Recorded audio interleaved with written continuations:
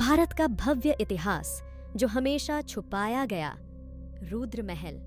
नमस्कार दोस्तों, मैं आपकी दोस्त सपना पाटिल आपका the spiritual history YouTube channel में स्वागत करती हूँ। आज हम बात करेंगे भारत के गौरवपूर्ण हिंदू इतिहास को कैसे मिटाया गया और मंदिर का नाश किया गया।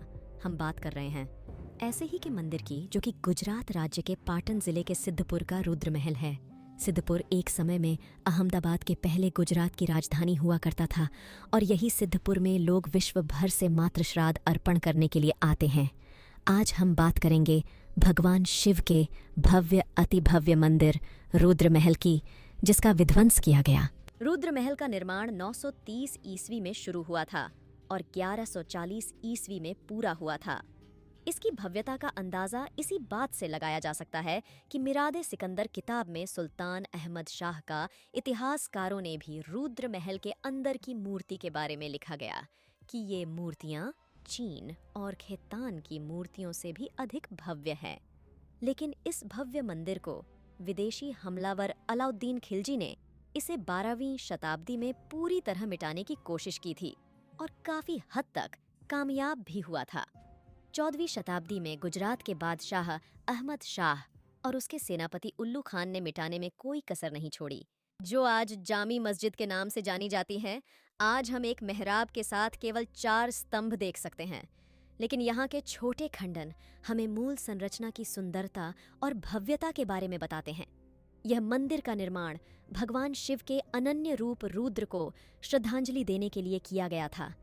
मंदिर 81 मीटर लंबा और 70 मीटर चौड़ा था, जिसके मुख्य भवन की ऊंचाई 150 फीट के मंदिर में पूर्व दक्षिण और उत्तर की ओर दरवाजे के साथ एक केंद्रीय मंडप थे। 12 प्रवेश द्वारों वाली 3 मंजिला इमारत में कुल 1600 खंभे हैं। रुद्र महल मंदिर में कुल 11 मंदिर हैं, जहां रुद्र महादेव की पूजा की जाती है। पूर्वी द्वार सुंदर नक्काशी वाले तोरण से सुशोभित था, जो कि सरस्वती नदी की ओर से आता था। मंदिर का अलंकरण विस्तृत था, जिसे स्तंभों और सुंदर तोरण की विस्तृत नक्काशी द्वारा दिखाया गया है, जो आज मंदिर का मात्रा अभिशेष है।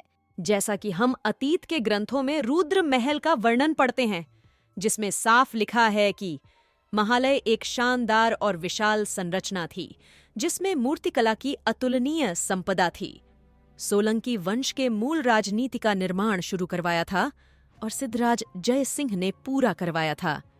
जब हम इसके भव्य वर्णन पढ़ते हैं तो हमें ऐसा प्रतीत होता है कि इसमें विशाल सार्वजनिक हॉल, अन्य बड़े और छोटे बड़े हॉल, बाल कन्या और बरामदे थे, जिनमें बड़े पैमाने पर नक्काशीदार खंबे और अन्य मूर्तियां हैं, और कैसे हजारों ब्राह्मणों ने पूजा के लिए मंत्र का उच्चारण किया, जिससे लगता था कि यह एक और सोमनाथ मंदिर की तरह ही है।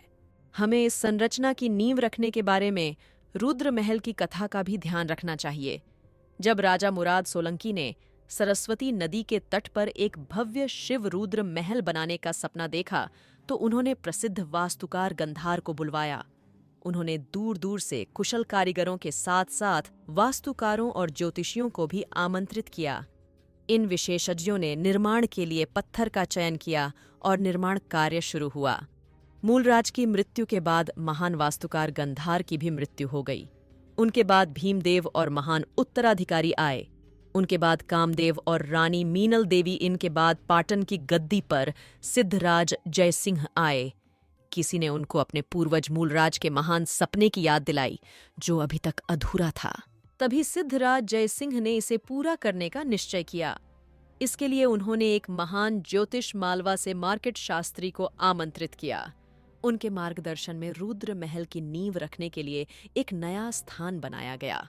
उन्होंने कहा, यहाँ एक गड्ढा खोद दिए और जैसे ही मैं कहूँ, इस सोने की कील को जमीन में गाड़ दो, और मार्कंडेय शास्त्र के निर्देश के तहत शुभ मुहूर्त में यह कार्य पूरा हुआ।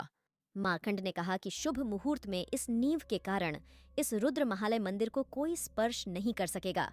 यह मंदिर जब तक सूर्य चंद्रमा रहेंगे तब तक विराजमान रहेगा और इसे कोई खरोंच नहीं आ सकता।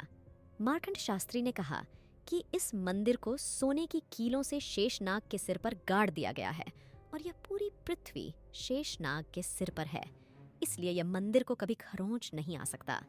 इसके बाद राजा जय सिंह ने कहा कि सृष्टि में ऐसी कोई रचना नहीं जिसका अंत ना हो। इस पर मार्कंड बोले, महाराज, मेरी ज्योतिषीय गणना कभी गलत न हो सकती। भले ही कितने प्रलय आ जाए और संसार का अंत हो जाए, वो सब इस महालय के चरणों को नमन करेंगे। इसके बाद कहा जाता है कि राजा को जब विश्वास नहीं हुआ तो वह कीलें उखाड़ी। उसमें रक्त का निशान था। यह देखकर मार्कंडे जी ने बोला कि अब इस कील को उखाड़ने के बाद मंदिर की अमरता खत्म हो गई है। मार्कंडे जी ने कहा कि हालांकि इसका मतलब ये है कि आपका नाम और प्रसिद्धि पीड़ित होगी, और जब रुद्र महल पूरा हो जाएगा तो यह भी समय के साथ धूल में मिल जाएगा। इसके प्रत्येक पत्थर हथौड़े से तोड़े जाएंगे। इसकी भव्यता और महत्व समय में खो जाएंगे और केवल कुछ खंडर ही बचेंगे, जो इसकी भव्यता के बारे में इसका इतिहास बताएंगे। और अंत में ऐसा ही हुआ। आज केवल नाम मात्र ही मंदिर के अवशेष बचे हुए हैं। तो यह कहानी थी रुद्र महालय कि अगर आपको यह वीडियो पसंद आए तो लाइक बटन दबाना ना भूले। ऐसे ही रोचक वीडियो को देखने के लिए हमारे चैनल द स्पिरिचुअल हिस्ट्री को सब्सक्राइब करें, शेयर करें। अपने सुझाव हमें कमेंट बॉक्स में ज़रूर दें और बेल आइकन ज़रूर दबाएं ताकि आपको नोटिफिकेशन मिलते रहे। आपसे एक बार फिर मुलाकात होगी एक और ऐसे ही दिलचस्प और ऐतिहासिक किस्से के साथ। तब तक के लिए नमस्कार। जय हिंद, जय भारत।